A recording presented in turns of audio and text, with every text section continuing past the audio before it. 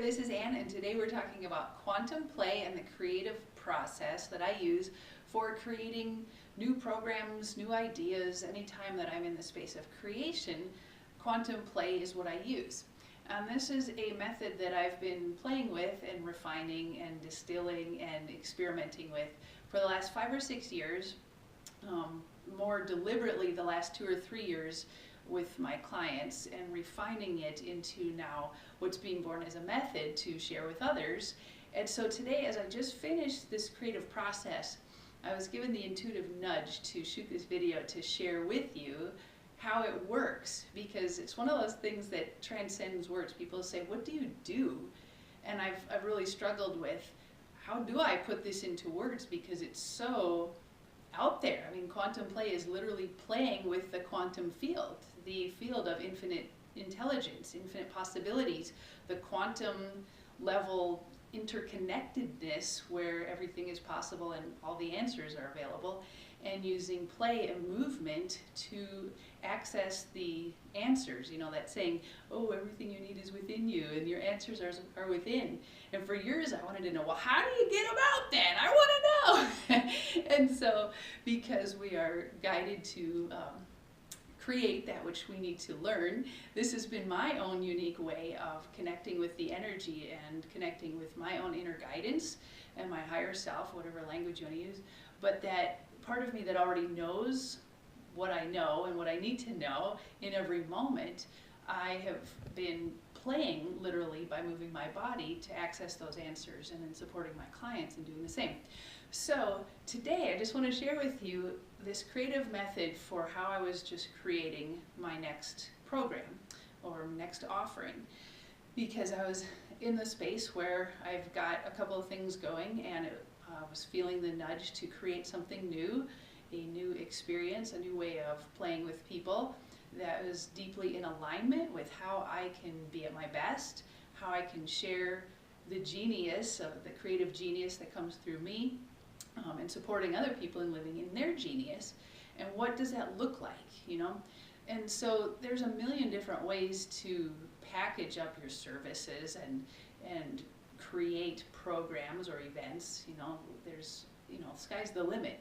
But what's most important to me is creating the format that allows me to serve most effectively, not only for me personally to be at my best, but for everybody that I am playing with to be at their best and to be able to receive and embody their own transformation in the format that is most effective for them.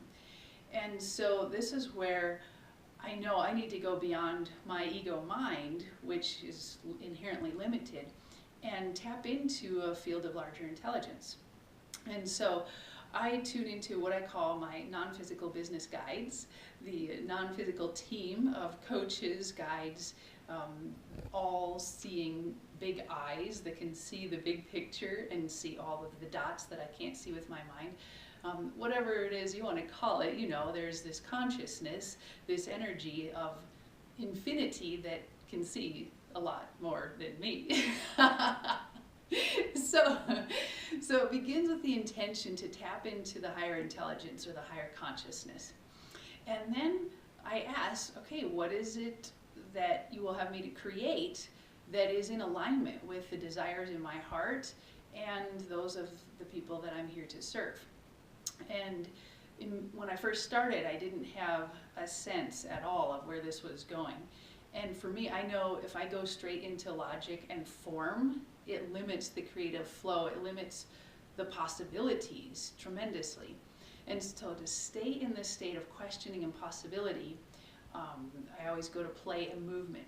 So for me, immediately I got the nudge or the intuitive guidance to close my eyes and start walking, which is usually where I start, because I'm usually in a fog, like, I don't know.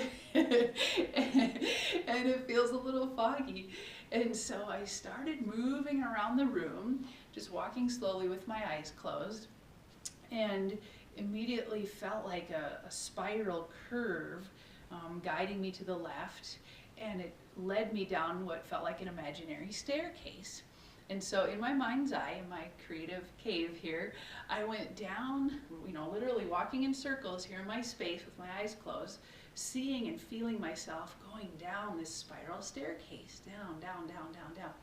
And ultimately when I got to the bottom, there was this rich tapestry everywhere. It was just this immediate sense like, oh, this is riches beyond words. This is, oh, wow, whatever that depth of our heart and soul that we've been craving, this was the gold mine, the treasure trove of where this is. And I knew immediately, just intuitively, this is what's wanting to be shared. Not the stuff from the surface level, but down here in the richness. This is what's wanting to be shared. So I asked, how is it that you would like to be shared? How would you have me share you? And it immediately turned into a bottle, and I felt myself pouring this tapestry. It actually felt like plasma when I touched it in my mind's eye. So here's this fascinating plasma, and it wanted to be bottled up. And so now I've got a form like, oh, here's this elixir, this bottle of this stuff, the essence of life itself. It was rich and full of life energy. And so now it's bottled up. And so then I was able to ask, okay, so how would you like to be served? And so I went through a number of different ideas in my mind of how I thought I might share this elixir. Is it going to be an online program? Is it going to be an in-person event? Is it group? Is it one-on-one? The usual kind of categories. And what I did, and this is what I always do, is imagine that each one has a different space. So over here is, for example, the area where I might set down the bottle in a box or a container or a cavern that represents group coaching. So I set it in there and just see what happens to the bottle. And then I set it over here, and this one is one-on-one coaching. And what happens when I set the bottle here? And what happens when I set the bottle over here in the retreat area, and so on. And each time the bottle changed shape. When I put it on a group coaching program, the bottle shattered.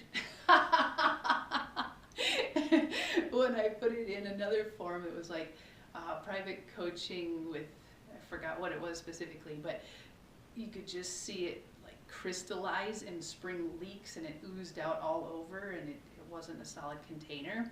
There was one other one, same kind of thing. It just turned black and vanished into the depths. And then when I set it over here in what felt like a retreat setting, oh, the birds sang, the flowers sprung up all around it, this light, airy spaciousness of, oh, whoa, lightness filled the space. So following the energy, that's what I always do. I came over here to the table and then asked to be shown how many chairs at the table and so on, how many people here, and played with the energy in that sense. And then I'm not going to walk through the whole process because we'll be here all day. But the bottom line is, like, you get a feel for the play aspect of this. It's a lot of creative imagination and letting go of attachment to form. So then as I was wondering, who are the people this is for? Like, who specifically is this audience? And who are the people who are wanting to come to this event? It got really funny, and this has always worked for me in the past. This is how I end up with all of my clients, is through this process. And so again, closing my eyes and going for a hike. This time it was a hike, and I was walking along, and I ended up on this, climbing up like a rocky path up a mountain, and there at the top of the hill was the people waiting for me, and I laughed, they laughed, they're like, oh, there you are, oh, there you are. It was this joyful reunion. And so we had a little hug celebration. I couldn't see faces, but then I went around and introduced myself. I mean, we already knew each other, but welcomed and greeted each of the beings or the souls in this circle. And I asked, who are you? Is it somebody I know? Is it somebody I haven't met yet? And immediately each character or being revealed itself with a particular energy. It wasn't a name. I gave them nicknames, but the energy of the first one was just kind of a heaviness. There was a wanting to be lightness, but the energy was, like there's a lot of weight in this person's life, and they're wanting it to be lighter, and they know they can be lighter, but they're carrying around weight right now. And then the next person was like a box, like a brick, so rigid and wanting liberation from the brick. Like, how can I have more fun in my business, in my life? But it was so blocky, like, oh, this is gonna take some work. The next one was Rusty, like the Tin Man in The Wizard of Oz, like I don't remember how to play. Just the joints have gotten rusty from misuse. And then the next one was like Prickly. Like, oh, there's some little defensive barbs that are like judgment and not really feeling soft and in the flow and comfortable in the world, but there's a little bit of judgment. And the next one was Brittle, like really tender from maybe being not beat up by life, but just a little bit tenderness and sensitive, like have been worked so hard for so long, and so just there's a sensitivity in that energy. And all I got was like the image of a piece of thin paper that was a little bit brittle. And then the last one was, let's see if I can do this, was like woo, woo, kind of like Gumby.